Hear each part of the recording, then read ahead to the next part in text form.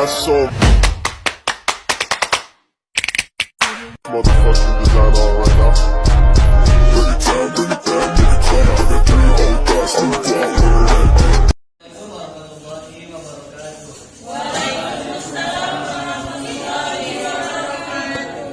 Kenalkan, nama saya Ahmad Riyadi dan rekan saya. Kami dari kelompok 12 akan mempresentasikan materi 14 dari berkaitan dengan judul sumber daya alam dan pengelolaannya. Langsung saja, apa itu sumber daya alam dan pengelolaannya? Sumber daya alam dan pengelolaannya adalah sesuatu ada di sekitar alam lingkungan hidup kita yang dimanfaatkan untuk berbagai kepentingan dan kebutuhan hidup manusia agar dapat hidup lebih sejahtera. Atau singkatnya, sumber daya alam ini segala sesuatu yang ada di alam lingkungan kita yang bisa dikelola atau dimanfaatkan untuk keberlangsungan hidup.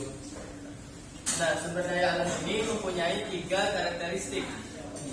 Ada berdasarkan jenis, berdasarkan penggunaannya, dan berdasarkan pembaruan. Kita masuk pada karakteristik yang pertama, yaitu berdasarkan jenis. Berdasarkan jenis, sumber daya alam ini ada 2 lagi, yaitu sumber daya alam hayati atau biotik dan sumber daya alam hayati atau abiotik. Kita masuk pada sumber daya alam hayati atau biotik adalah segala sesuatu yang dihasilkan oleh makhluk hidup seperti tumbuhan dan hewan. Nah, dari lampiran contohnya ini adalah contoh sumber daya alam dari tumbuhan. Kita bisa melihat di sini ada sayur-sayuran, rempah, buah-buahan, dan di sini adalah foto orang yang menghirup oksigen karena sebagian kecil oksigen berasal dari tumbuhan. Nah, contoh sumber daya alam dari hewan yaitu ada daging, telur, susu, dan hewan ternak. Kita masuk pada jenis yang kedua, sumber daya alam hayati atau abiotik adalah segala sesuatu yang berasal dari benda mati.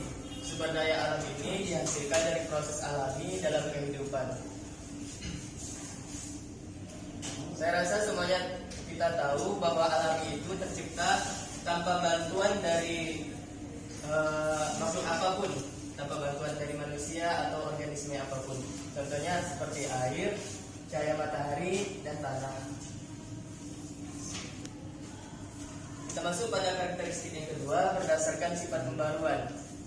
Berdasarkan sifat pembaruan ada 3 poin, yaitu sumber daya alam yang dapat diperbarui atau renewable, sumber daya alam yang tidak dapat diperbarui atau non renewable, dan sumber daya alam yang tidak terbatas jumlahnya atau unlimited.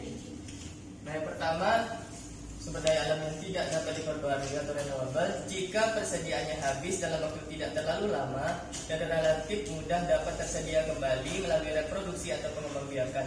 Contohnya tumbuh-tumbuhan, hewan, hasil hutan, dan lain-lain. Sebanyak apapun kita mengkonsumsi tumbuh-tumbuhan, hewan ternak, itu akan cepat dihasilkan kembali melalui proses penanaman ataupun pengembangbiakan. Nah, yang kedua, sumber daya alam yang tidak dapat diperbarui atau non-renewable adalah sumber daya alam yang tidak dapat diproduksi karena proses pembentukannya memerlukan waktu jutaan tahun. Contohnya, minyak bumi, batu bara, timah, gas alam, dan lain-lain. Dan yang ketiga, sumber daya alam yang tidak terbatas jumlahnya atau limited adalah segala sumber daya alam yang tidak akan pernah habis meskipun dipakai dalam jumlah yang besar. Contohnya sinar matahari, udara, dan lain-lain. Nah, berdasarkan penggunaannya ada 2 poin, sumber daya alam penghasil bahan baku dan sumber daya alam penghasil energi. Kita masuk pada poin yang pertama, sumber daya alam penghasil bahan baku adalah seluruh kekayaan alam yang dapat digunakan untuk menghasilkan produk atau barang yang mempunyai nilai jual atau nilai guna. Di sini ada 3 bidang, yaitu bidang pertanian. Di bidang pertanian kita bisa melihat contohnya adalah padi, di bidang perhutanan ada kayu, di bidang pertambangan adalah timah. Ketiga contoh di depan ini mempunyai nilai guna dan nilai jual yang tinggi. Poin yang kedua, sumber daya alam penghasil energi. Sumber daya alam penghasil energi yang memiliki potensi atau materi untuk menghasilkan energi sebagai penunjang hidup manusia. Contohnya ada ombak, gas, dan batu bara.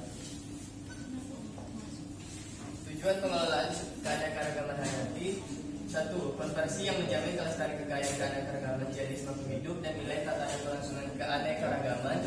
2. Pemanfaatan unsur keanekaragaman hayati dan atau penyediaan kecukupan kebutuhan bahan hayati dan atau berkelanjutan sustainable use. Dan 3. Terwujudnya akses pembagian keuntungan yang adil atas pemanfaatan sumber daya genetik atau genetik sharing.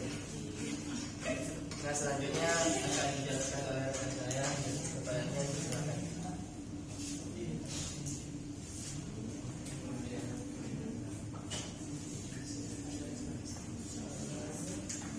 Sumber daya air adalah upaya merencanakan, melaksanakan,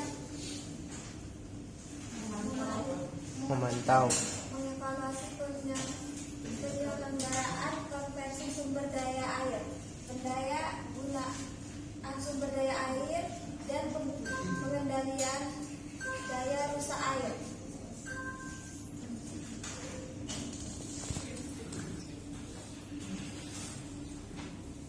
Ada 3 metode pengelolaan air. Yang pertama, pendekatan input yang bertujuan untuk memperbesar persediaan air untuk kawasan tertentu dalam kaitan dengan tata guna air. Yang kedua, pendekatan output dengan cara mengurangi laju penguapan dan membersihkan air dari bahan-bahan pencemar pada persediaan air yang telah ada. Yang ketiga, pendekatan drop-out dengan cara mengulangi rata-rata jumlah penggunaan air per kapita. Pengelolaan tanah. Yang pertama, reklamasi, upaya pembentukan dan pembangunan